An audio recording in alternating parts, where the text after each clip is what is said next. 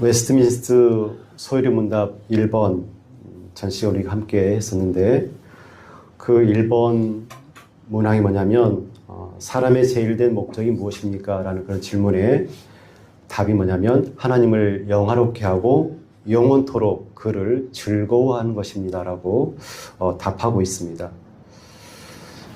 하나님을 영화롭게 하는 것, 그것이 우리가 존재하는 이유, 제일된 목적이고, 그리고 나머지 부분은 영원토록 하나님을 즐거워하는 것이 인간의 제일된 목적이라고 합니다. 존재 이유.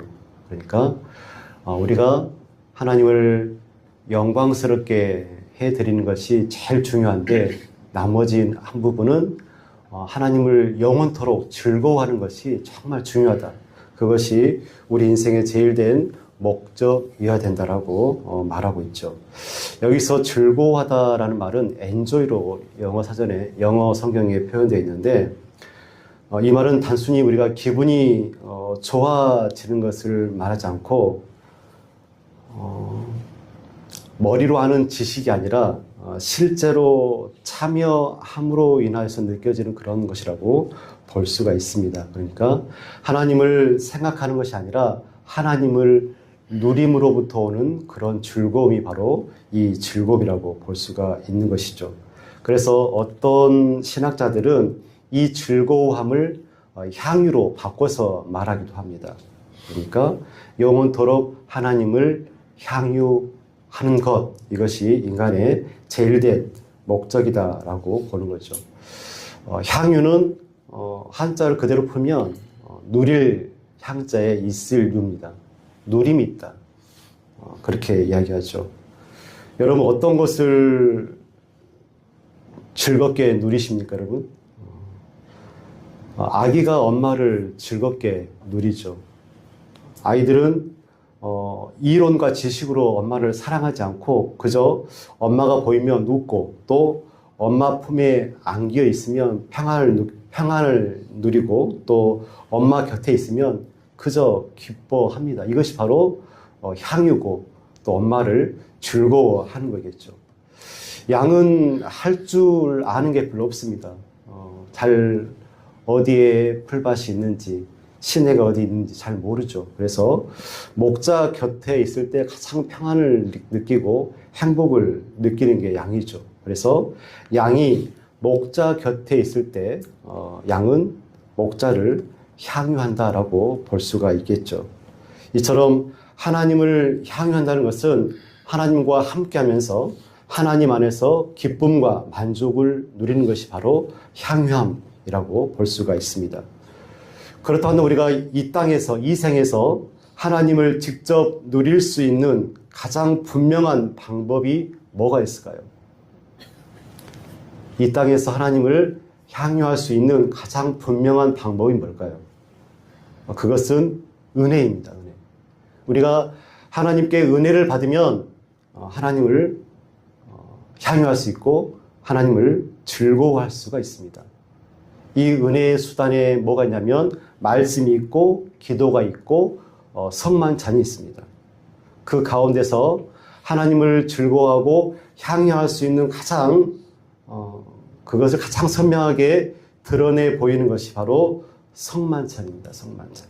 성만찬은 그리스도를 받는 행위가 가장 선명하게 드러나는 그 자리가 바로 성만찬이기 때문에 그렇습니다. 성만찬에는 연합이 가장 강하게 드러나는 자리가 바로 성만찬입니다.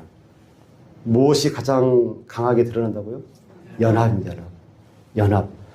하나님을 향유한다는 것은 하나님과 연합한다는 의미가 아주 크게 들어 있습니다. 성만찬은 그리스도와의 연합을 확증하는 자리가 성만찬입니다. 예수님께서 뭐라고 말씀하셨습니까?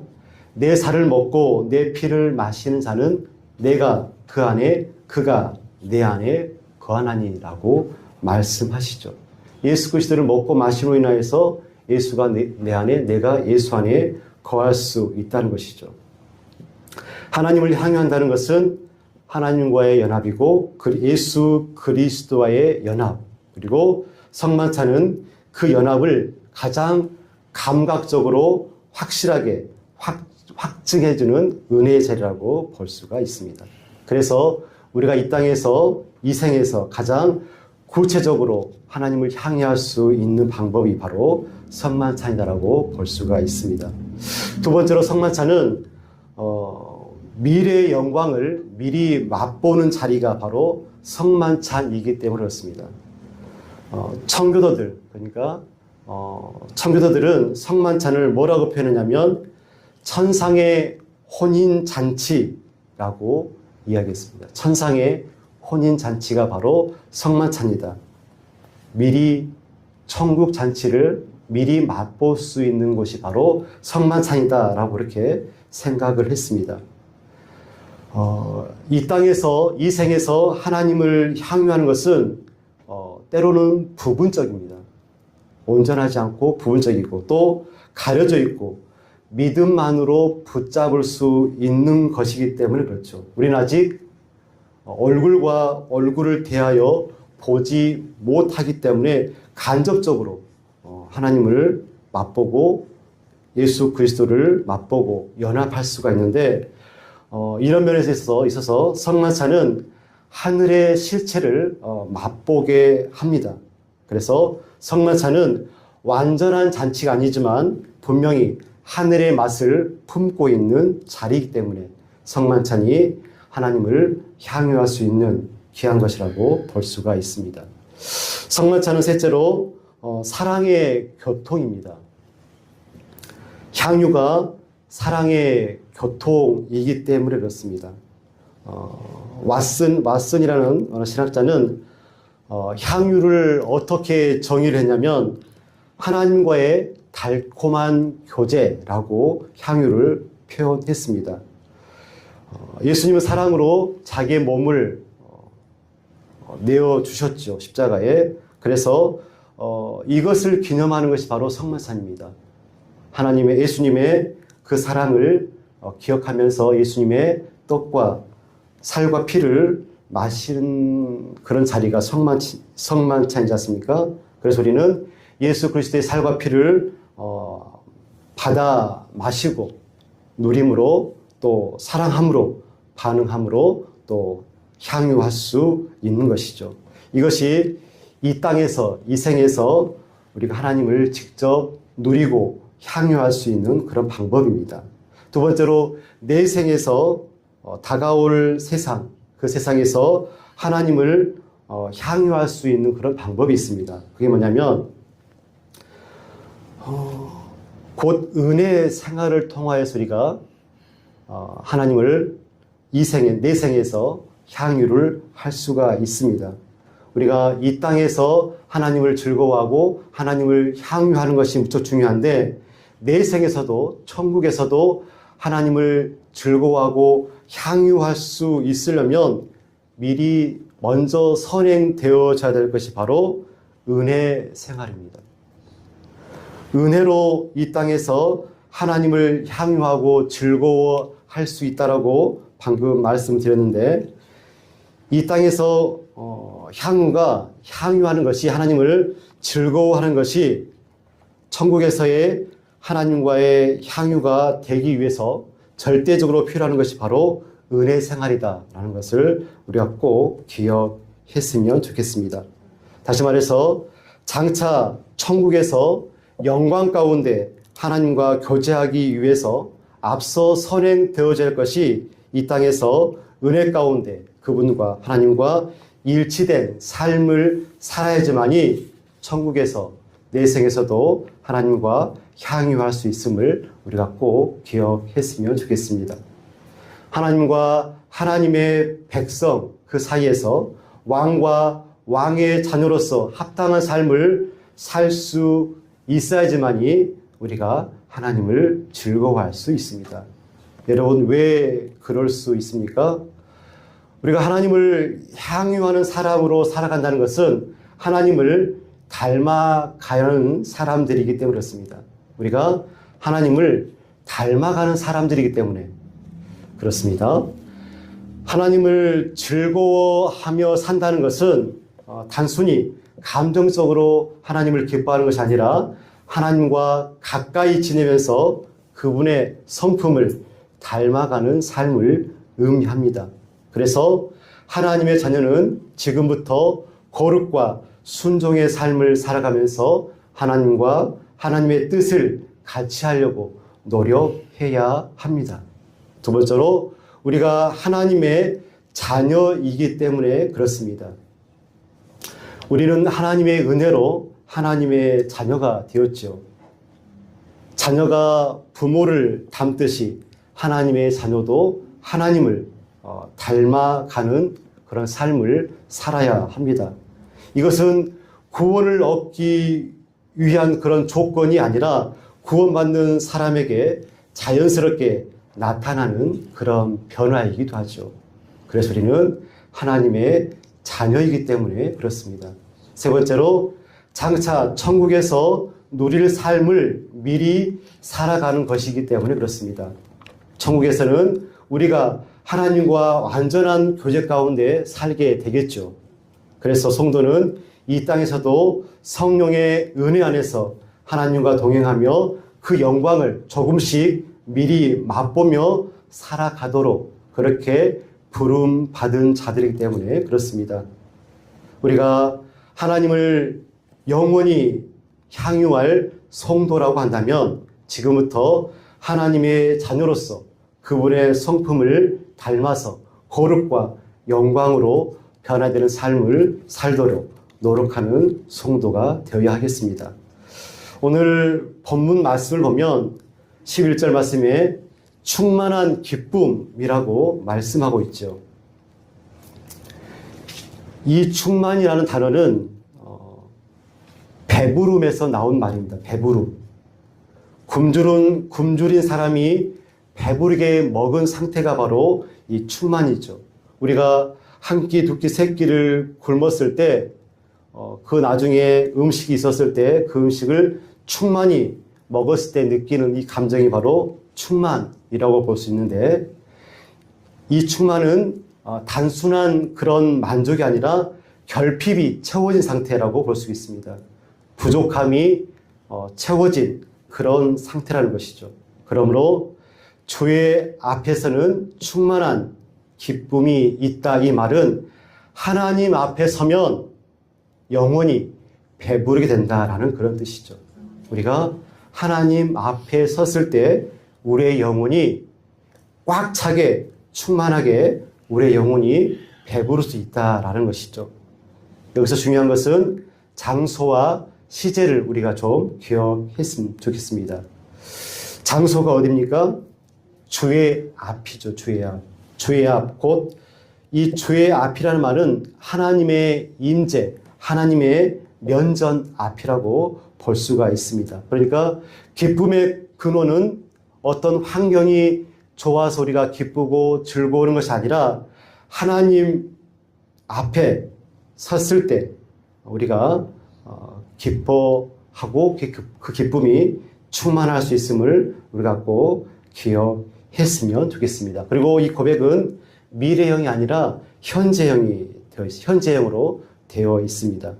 지금 하나님 앞에서 누리는 그런 현재적인 기쁨의 충만을 다윗이 고백하고 있는 것이죠. 이것이 이 땅에서, 이 생에서 향유할 수 있는 그런 향유고 즐거움이라고 볼 수 있습니다.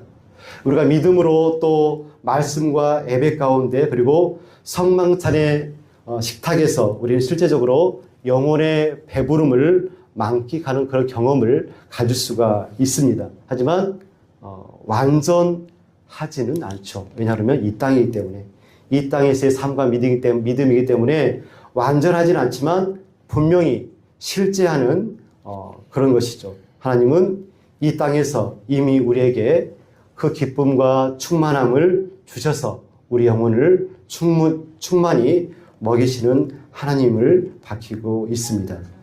또 11절 말씀에 보면 영원한 즐거움이 있다고 하죠.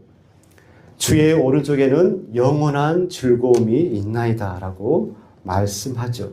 끝이 없는, 소멸되지 않는 지속된 즐거움이 있습니다. 이 땅에서의 기쁨은 많은 방해를 받습니다. 죄가 끼어들고 그리고 고난이 끼어들고 또 의심이 끼어들기 때문에 우리의 기쁨과 즐거움이 흔들릴 때가 참 많이 있습니다. 그러나 하나님의 오른편에는 즐거움이 영원합니다. 즐거움이 중단되지 않는다는 것이죠. 그 즐거움이 영원하다라고 말씀하고 있습니다. 왜 그렇습니까? 거기에는 더 이상 죄가 방해를 받지 않고 믿음으로 붙들 필요가 없고 또 싸움 때문에 눈물 흘릴 일이 없기 때문에 그렇습니다. 우리가 하나님을 얼굴과 얼굴로 뵙는 그런 기쁨을 누릴 수 있기 때문에 그렇습니다. 이것이 내 생에서 우리가 향유할 수 있는 그런 즐거움이라고 볼 수 있겠죠.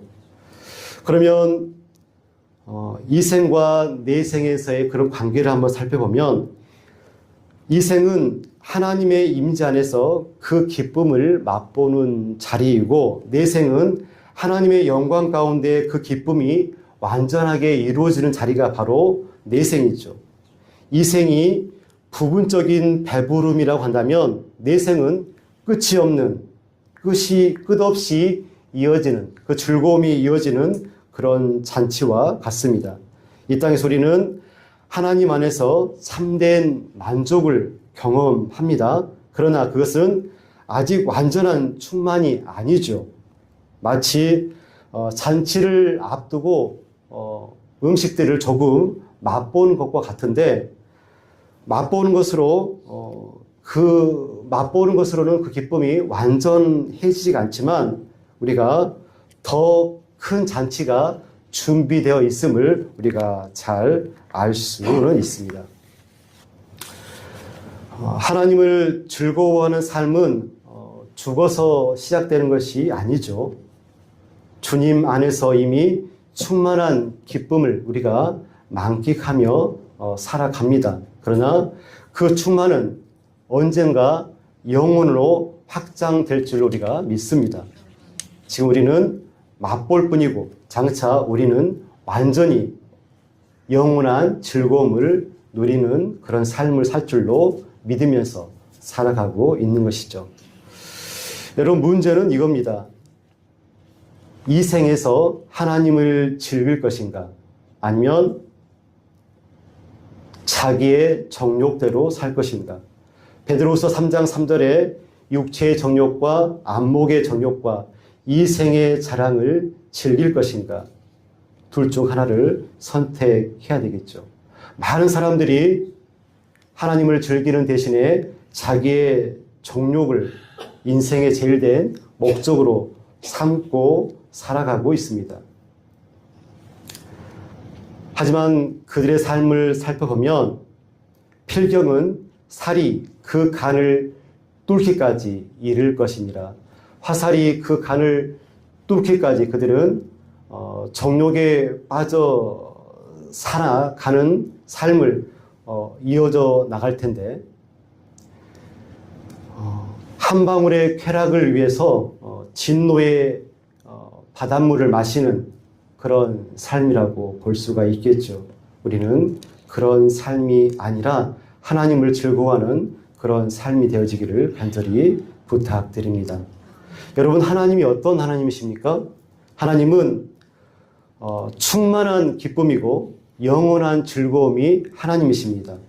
하나님은 보편적인 선이십니다. 그리고 하나님은 모든 충만이시죠. 그리고 하나님은 사랑이십니다. 이러한 하나님을 즐거워하고 향유하는 사람은 주위 사람에게 천국을 줄 수 있는 그런 사람일 줄로 믿습니다. 영혼은 하나님과의 직접적인 교제 없이는 행복을 누릴 수가 없습니다.